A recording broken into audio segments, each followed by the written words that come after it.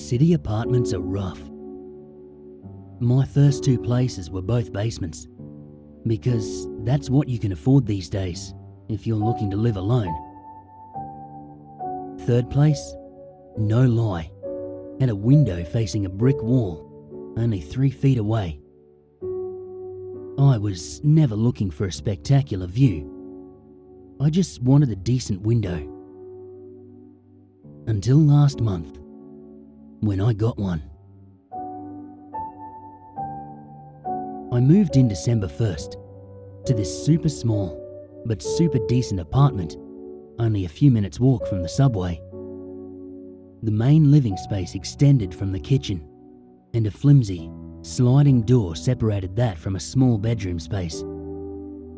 And the east wall of that bedroom space?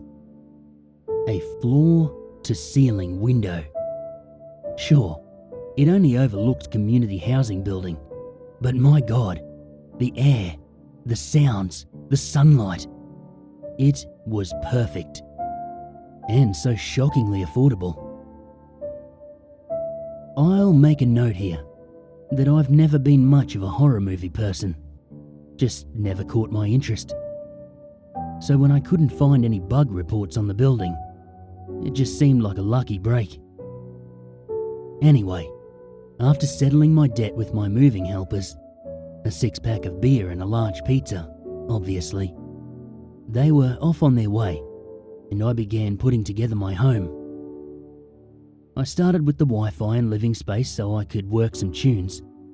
Then, I unboxed some stuff for the kitchen. As I was sliding some plates into my cupboard, a knock came at my door.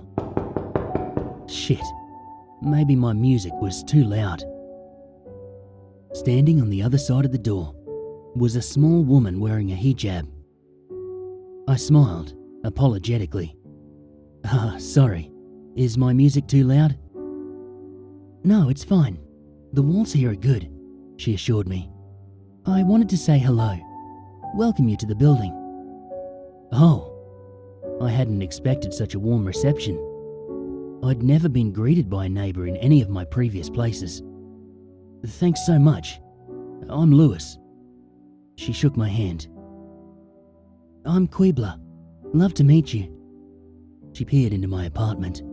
This looks good. Do you need curtains? I can give you some. I have extra. Thanks, but I'll get around to it. I'm excited to get some December sunlight coming through, I said with a laugh. But she did not laugh. It's no problem. They're lovely curtains, and you need your privacy, she said. I chuckled, feeling some tension in the air. I'll make sure I get some curtains up soon. Again, no reaction from my neighbour. A moment later, she forced a small laugh and then nodded. If you need anything, I'm down the hall, 1710. She nodded once more, before turning away and retreating down the hall. I waved as I watched her go.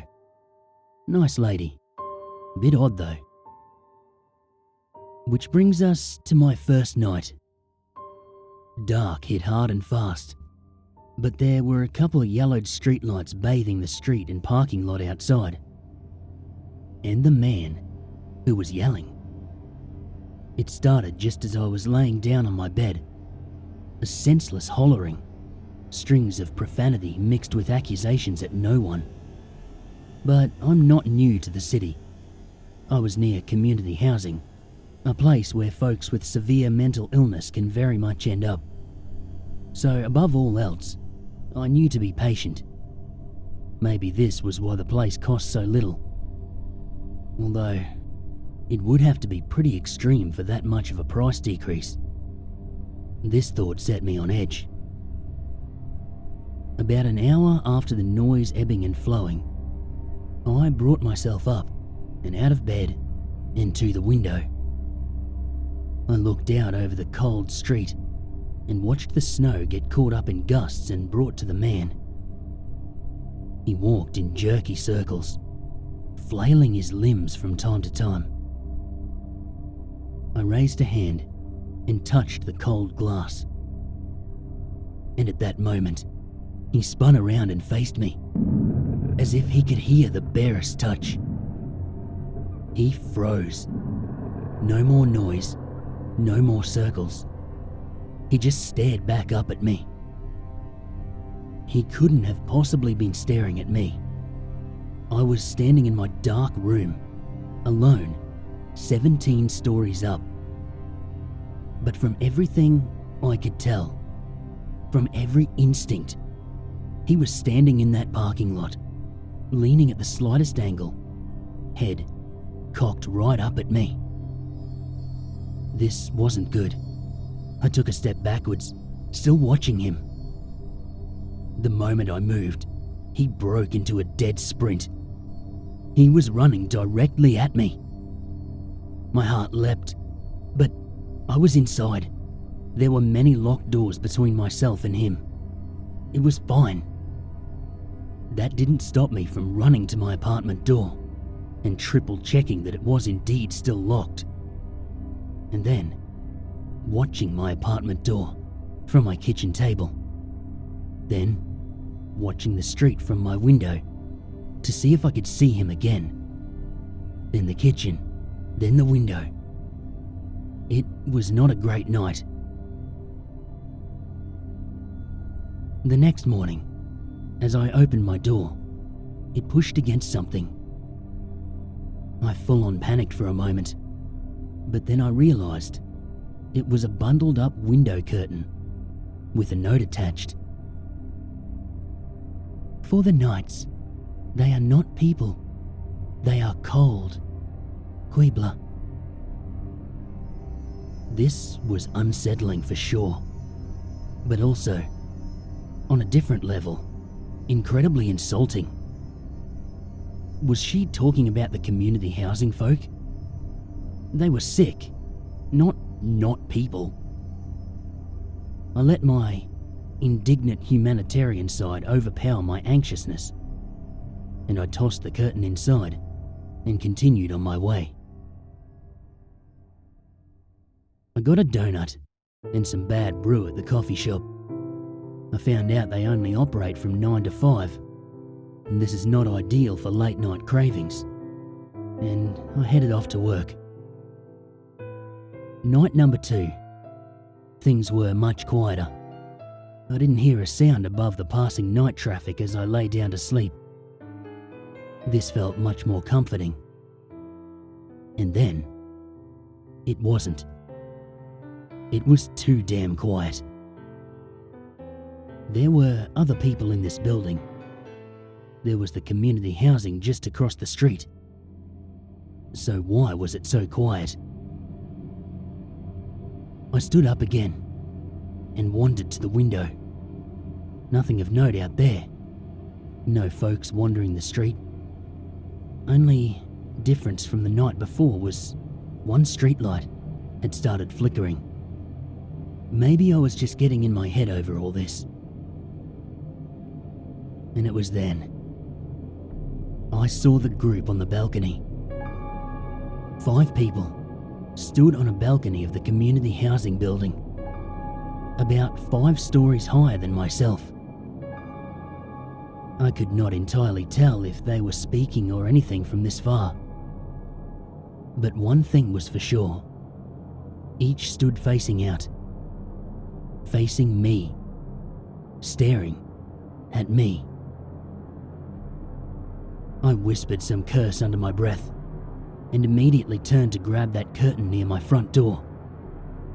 I stomped through my house, hoping the sound of my own movement would help me to establish some sort of connection to reason. I was imagining things. I was getting worked up over nothing. But if the curtain would help me feel better, easy as that, let's get it up. I got back to my room, just in time to see them jump. In unison, each of the 5 people on the balcony easily climbed over the rail and stepped off, still staring directly at me through my window. I dropped the curtain in terror and shouted at them to stop. I scrambled to find my phone and dialed 911 while I made a mad dash out of my apartment and into the elevator. Police and ambulance were on their way. As the elevator rang at ground floor, I ran out of my building and into the cold. And holy shit, it was cold. The biting night stung at my skin all over. Seeing as I'd left wearing only my PJs and slippers, I ran across the quiet road and past the shop to the building, dreading what I was about to see. There, they stood. That's all. 5 figures I'd seen only moments ago, plummeting from over 20 stories, standing stiffly but casually, looking at me with blank eyes. Nothing seemed to be wrong with them physically. I saw no signs of injury, but behind those eyes, I could not quite tell what I was seeing. I walked closer to the building, scanning the area to see if I was wrong, if it was a different group of people, but only came back to them as sirens began blaring. They walked back inside. My mind was a mess. I felt like I was going completely insane as the police spoke with me. But I held my composure, and I assured them that my eyes simply must have been playing tricks on me in the night. The sirens slowly retreated back into the city. I slammed my fist against Quiebler's door the next day. It opened only a few inches, revealing a chain lock and just her eyes. "What the hell is going on?" I asked. "You didn't put up the curtain?" she asked, as if this was just some normal irritation. "How is a damn curtain gonna stop people jumping from fucking buildings?" I demanded. "They can see you well in the dark. They've noticed you. They won't hurt you, but they'll want to be close," she said, as calmly as always. What do these people want? They aren't people, and they want to be warm. I sputtered, wordless. How do you even respond to that? "Put the curtains up. It might not stop it anymore, but it will give you peace of mind." And that was all she said, before closing her door again. So I did just that. I put up the curtain, and I started looking for another apartment. I didn't know what was going on, but I could stay here the 2 necessary months and head out without messing up my finances too bad. My last night, the curtains were drawn shut and my lights were all off, leaving me in pitch darkness. But there was no way I was getting to sleep. The past 2 days were running through my head on an endless loop. What was happening in that building with those people? They were people, right? A quiet noise caught my attention. Barely a noise, really. Like the sound of a mouse squeaking in the wall. It would be nice to have a normal issue, like mice. The same sound, but slightly louder. I curled up in my bed. I didn't want to deal with anything tonight, but I also knew no sleep was coming if I didn't deal with whatever was causing this sound. I slumped out of my bed and I listened closely, tilting my head towards the wall. Silence. Maybe I should just attempt to sleep through it. A singular, clicking noise, like hail falling against glass. There was a chance I was just hearing something coming from outside, and I was fine. Or, far from fine. They won't hurt you. I shuffled toward the window. They aren't people, and they want to be warm. I pulled the curtain aside. Darkness. No streetlight. No snow. Nothing. Just the same darkness as my room. I furrowed my brow, absolutely lost. I hit the switch on my lamp. Naked bodies, stuck to the glass from the outside. Awfully contorted and piled bodies, all trying to touch as much of their flesh as possible to the glass dividing us. Their skin folded and flattened in still life before me, with patches of hair and scars and disease. The various faces clouded the window with their heavy breath, tongues and teeth pressed hard, almost like a sucker fish, plastered and frozen in ecstasy. No, not suckerfish, more like moths. I screamed and fell back, holding the bile trying to shoot up. I huddled into a fetal position, rolled away from the sight before me, and I can only describe it as I lost my mind. I don't remember much until dawn came and I saw light piercing through my unmarred window. I left that day. I went to a friend's place and stayed on their couch.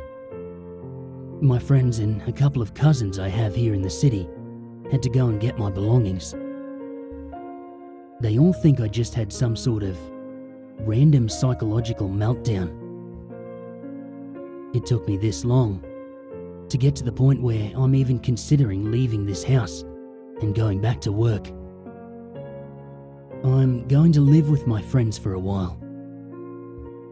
And if I do someday get a place again, I am so fine with basements.